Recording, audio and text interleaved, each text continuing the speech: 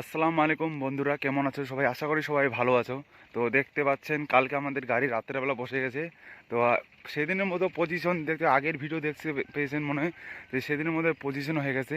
ভাই এদিকের চাষি এমন চুতিয়া, তো বলবে না ভাই গর্ত আছে না আছে, বলছে জমি ঠিকই আছে।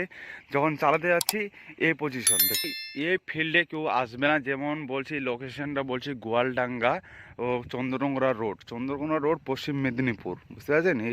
এই ফিল্ডে সব বালু মাটি, চোরা মাটি। তো সব ধুয়ে ধুয়ে বালু মাটি দিয়ে আসছে, মানে যেমন হচ্ছে পা ঢুকে যাবে, চলতে চলতে পা আপনার ঢুকে যাবে, বুঝতে পারছেন?